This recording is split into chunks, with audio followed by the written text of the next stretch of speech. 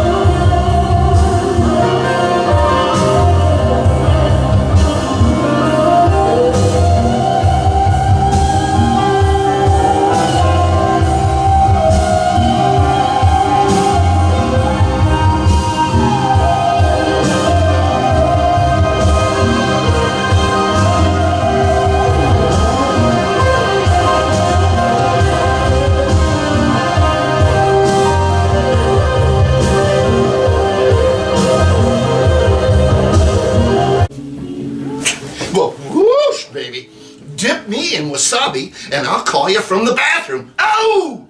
Hey! Here's the record. Oh yeah. Pretty cool. Here's the flipper. And we got Stomu, Steve Winwood, and Michael Shreve. Yes. Okay, let's talk about this puppy. Oh, there's also a little booklet that leads you through all the tracks, which is very, very cool because it gives the credits, and then, they write a little thing here that obviously I can't read again, but I have with magnifying glass. It gives you a breakdown of the lyrics. Yeah, it's cool. It's a nice little piece. Okay, so this record and this band was Stomu's super group, and it had, I just said it had Steve Winwood, and it had Michael Shreve, Santana fame, Klaus Schulze, extraordinary electronic guy from Germany, really cool stuff, and Al Di Meola, and I know you guys know him, even if you don't have a lot of his stuff. He's a pretty out there jazz guitarist that, man, this thing sings all the way through it. You gotta check out the boatload of talent here. I mean, slam this one down on the turntable when you're in the mood for some kind of soundscape a little too far out there, but not really. You know, it's a happening piece. It's a conceptual piece, and it just rolls. I mean, Di Meola is just blowing my mind with his guitar solo on this particular song. There's going to be different colors flying out of your speakers with this one, baby. Dig me? Steve Winwood's vocals are interspersed throughout the LP. There's a lot of instrumental stuff here going on. And then you got Michael Shreve, pounding away. And like I say, all this concoction is topped with a scoop of breakneck guitar work from Al Di Meola. Wow, sounds, baby. This whole LP cooks in snippets, where it boom and then whoa, and then boom and then whoa again, and I don't mean whoa as in woe is me. I mean whoa as in look out, woohoo! It's on both sides the way this whole thing works out. It's also interwoven with Klaus Schulze's wandering electronic textures, and it makes for an out-of-sight encounter of the eep, up, or that means I love you style. Freak on, gardeners, and it's cheap too in the crate near you. Get it? Oh, so let's see. We're gonna talk about something from the realm of obscura. Whoa, and to say that is an understatement, baby. Formulated in 1967 from the Bosstown sound. They did a psych proggy kind of a thingy. They were banging around the Boston area and up and down the northeastern coast. And they landed a record deal with Cotillion. And get this one, they were also offered a spot at Woodstock. Woo! So what we got is a 5-piece excursion called Quill. I'm gonna needle drop on a guitar-driven tuneski called Thumbnail Screwdriver. Huh? I don't know, whatever. So grab a cup, a hot Joe, and some sinkers, and dunk away! On this wash your heart from the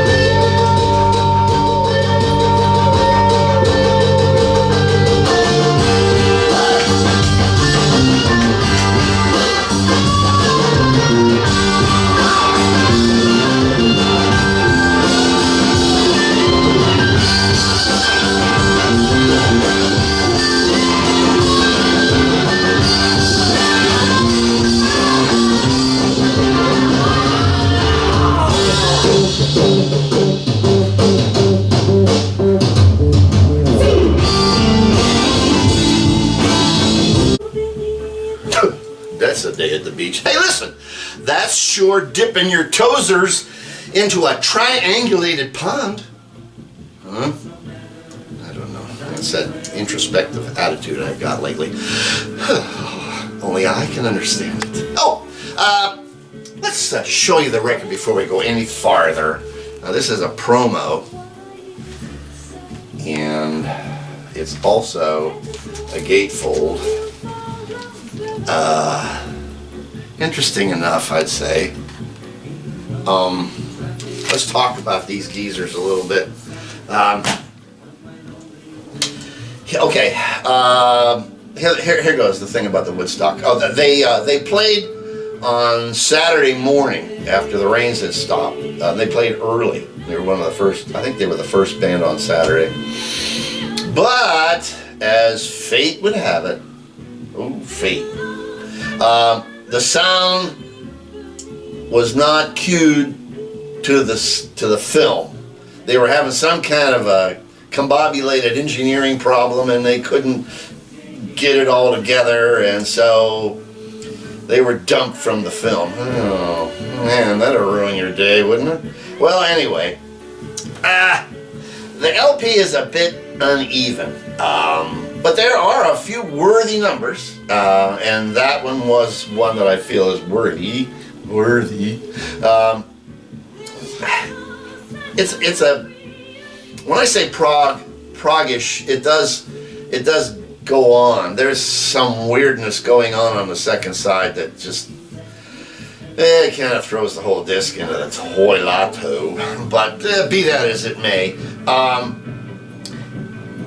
should you get this one? Do you need it? Well, probably not.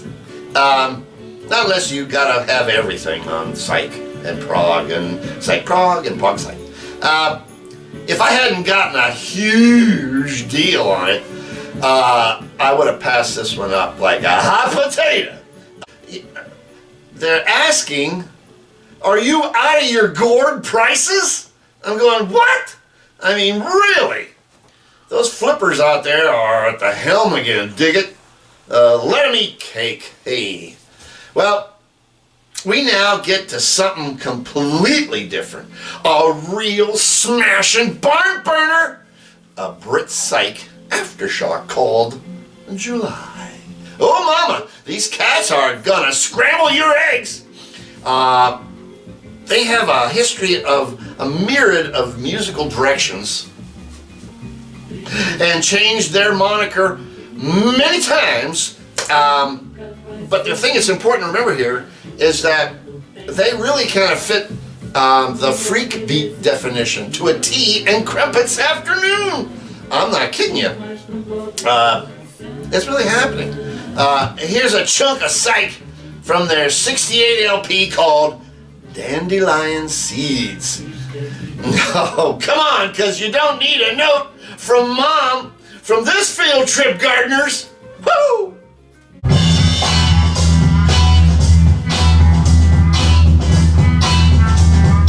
Floating on the air, never seem to care. Worries have they none. See them drift upon the breeze, dandelions feed.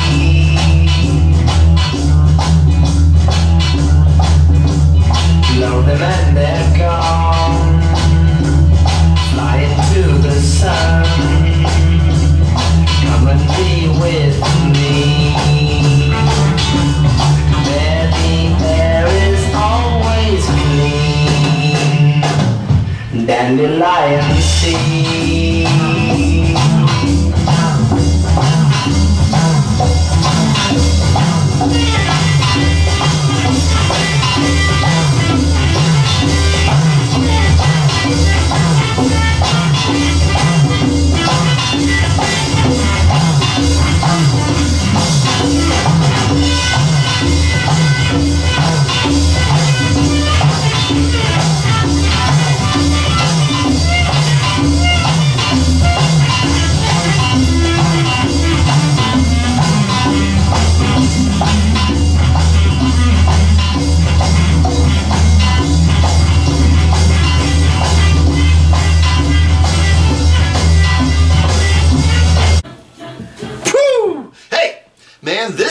stuff is liquid glycerin. Woo!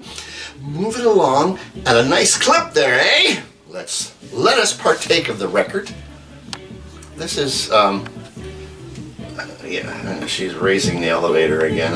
I'm trying to get there. I've had this in my concoction of, well, my selection of records in my crates for a long time, and I just forgot about it. You know, that's the thing about all this collecting. You know, you gotta be careful. You don't forget what you got. It's important to remember that, kiddies. It also comes with this postification of the album cover. And, there's the top half, there's the bottom half. So much for all of that. There's let's talk about this thing before I get too verklempt. This LP goes from here to somewhere else with each cut, and I'm not kidding you. Let's see, how can I put this? They got a really strong effort going here. You know, there's some really heavy-duty psycho nuts. I'd say, you need it? Well, yes, you do need this. I mean, yes, indeedy doody daddy, you need it, like right as in Oxygena. So, it's a good example of what the Brits can do with psych. And I think, but you can also hear, like I was saying, how it fit into the freak beat thing, and then the freak beat thing is got some R&B with it, and there's a bit of that on here too. It's a nice blend. It's a well put together band. I'm sorry that they didn't get any farther than that, but what are you gonna do? Anyway, so be it. Let's see. Oh, we need to stop for 1 second so I can adjust my vertical.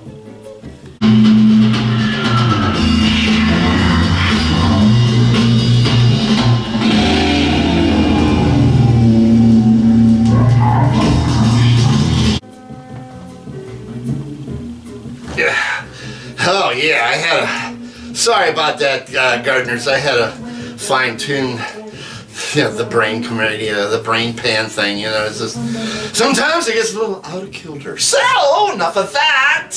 Last outing for today is an experiment in delusional slammer. This zinger is going to be totally off your radar, coming from yours truly. You know, sometimes you just need a big cahoots of a kahuna. I'll get it out sooner or later. Too much coffee again. Whoa. Sunday morning coming down. Whoa. Anyway, a big kahuna of crunch, okay? You need a lot of toast. A gherkin with a pastrami. Dig it? Okay.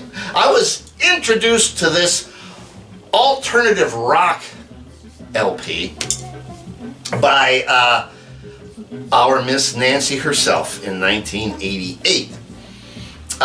You know, here we go. It's story time, gardeners. So here we go. Bear with me here. This is something you should know. When I first met Miss Nancy, she thought I was from England. England? Hoot, man. No, sorry, that was Scottish. Anyway, I don't know where she came up with that, but as soon as I opened my moniker, bingo bango was like, well, you're not from England. So as the story goes, we met at a dive I used to play at. You know, I was in my tailspin period, and she was looking for a bad boy, okay? Those were the foggy days of getting loaded and racing home with the headlights off at 3 a.m. Woo-hoo! Funny, but still stupid. I just didn't care, you know? Okay, so that's enough of my therapy session, doctor. I should be laying down. Anyway, sorry, I'm just drifting, but better things happened in my life, and well, the rest is history, and here I be. Well, there you go, Louie. That's my cousin.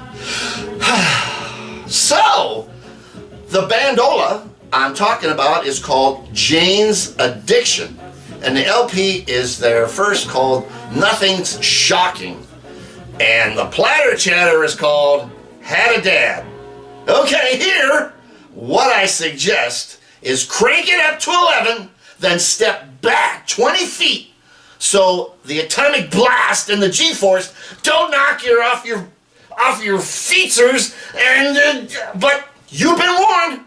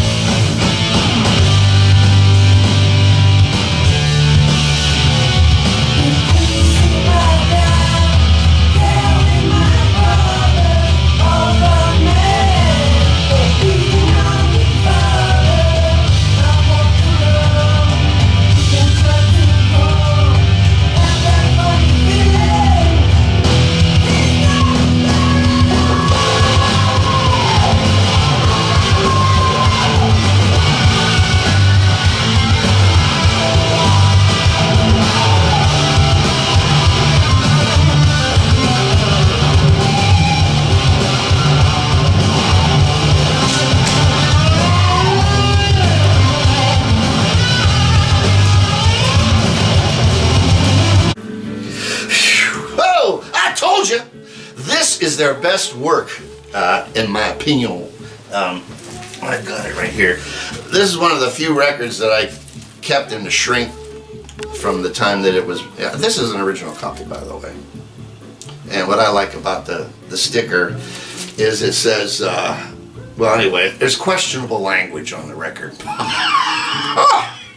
Questionable? As compared to what, today? I don't think so. Anyway, that's the front. And that is the back. There we go. There's the voice. Okay. So, you know, what we got here that's really important is a cross between metal and LA punk. You know, it's got that sensibility about it, Gardeners. It just a mash. And I tell you what, I've never seen them in person. I'd like to have seen them during their early days. You know, this one could till the soil for next summer's crops. Dave Navarro, okay, everybody knows Dave. He's the tattoo guy, whatever. But wow, he's harsh with that guitar, but he's not tricky with it. You know, he's not noodling. You know, he's not like a Migny Albenstein, that heavy metal dude. And I'm not. Anyway, let's not go there.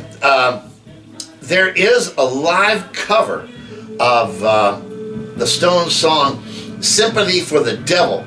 Whoa, that thing explodes. If you can catch that, I think you probably can find that on YouTube, because it's like it's them live, but it's, I don't know, it's like camera isn't where.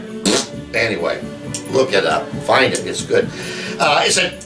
This band is a take no prisoners kind of a rock, you know, from the late 80s here. I ain't got no heavy metal collection by any means. I just never grew in that direction. But these coconuts rock my tater tots when required. Dig me? I like that. Whew!